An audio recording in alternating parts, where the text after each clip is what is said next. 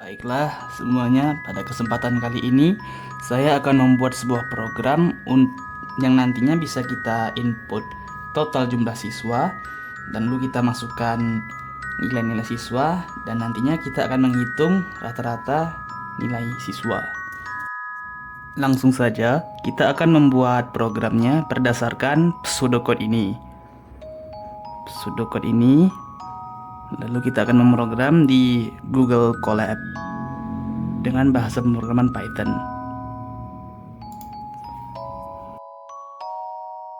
Langsung saja kita mulai.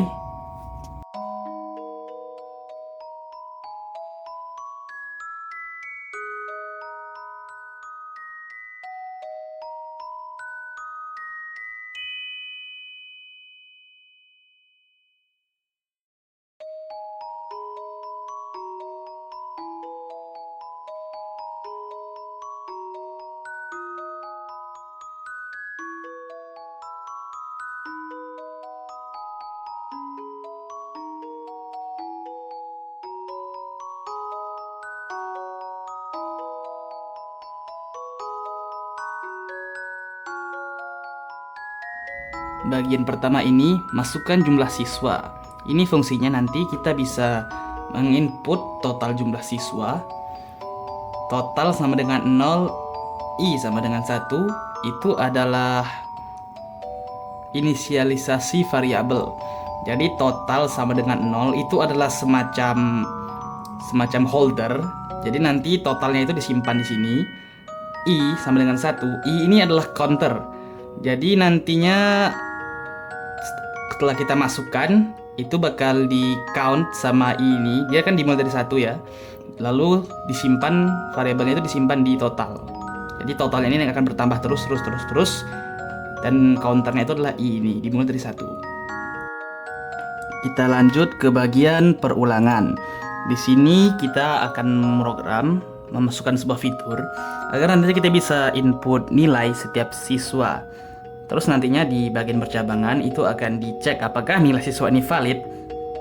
Apabila tidak valid, maka program ini bakal minta kita untuk mengisi kembali nilai tersebut sampai valid.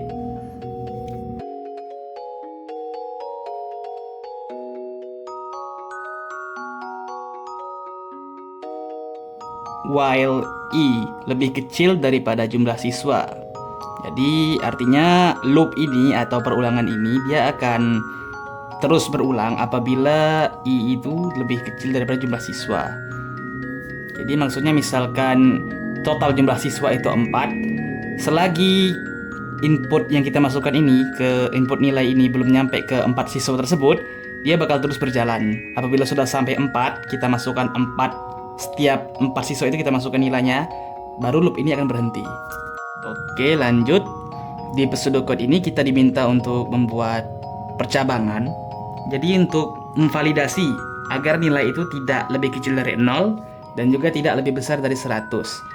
Tapi di sini saya mau menambahkan sedikit modifikasi lah. Modifikasi agar dia juga mengecek apakah nilai ini angka atau tidak.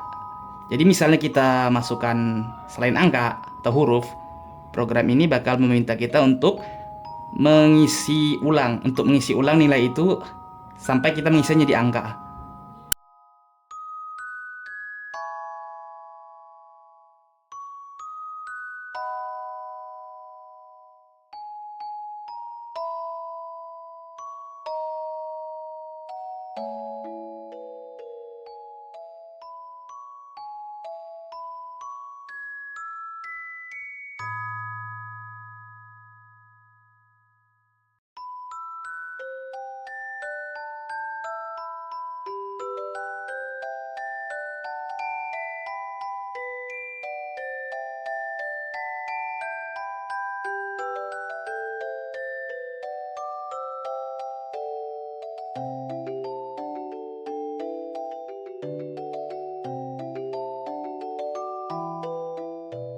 Bagian ini adalah yang berfungsi untuk memvalidasi apakah nilai itu angka atau tidak.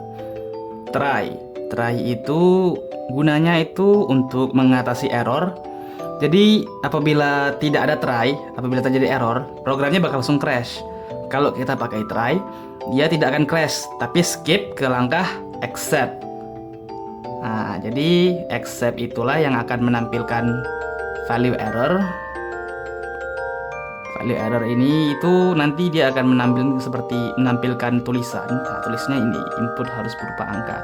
Jadi dia tidak crash, melainkan dia akan menampilkan input harus berupa angka ini, value error. Dan continue itu agar kita nanti akan diminta untuk memasukkan terus inputnya sampai yang tidak valid tadi menjadi valid. Jadi dia misalnya kita masukkan angka terus, nanti dia bakal minta kita untuk masukkan terus lagi sampai kita masukkan angka. Nah, barulah sekarang kita buat validasi nilai untuk memastikan nilai ini tidak lebih kecil dari 0 dan tidak lebih besar dari 100.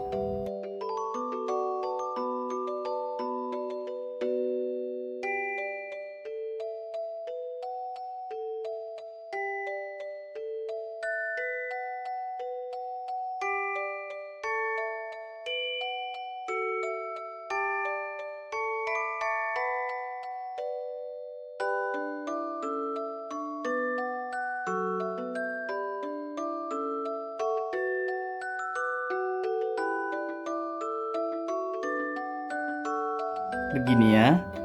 Jadi if nilai lebih kecil dari 0 atau nilai lebih besar dari 100, program ini akan menampilkan print nilai tidak valid, masukkan ulang nilai. Jadi kalau kita input misalnya negatif 1 atau 200 misalnya, program ini akan menampilkan nilai tidak valid dan akan menyuruh kita untuk memasukkan ulang nilai. Kita pakai continue lagi supaya programnya akan terus meminta kita untuk menginput atau memasukkan nilai yang benar. Jadi selagi kita masih menginput atau memasukkan nilai yang salah, program ini bakal minta kita untuk masukkan terus sampai nilai yang kita masukkan itu valid.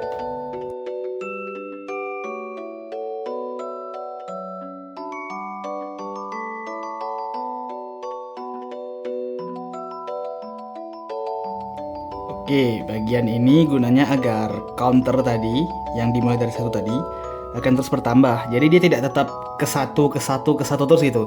Setiap kita masukkan input, dia akan lanjut ke kedua, input lagi jadi ketiga, input lagi jadi keempat, begitu. Oke, kita bisa lanjut ke bagian terakhir, beruntun. Di sini kita diminta untuk membuat sebuah fitur yang menghitung dan menampilkan total rata-rata nilai semua siswa.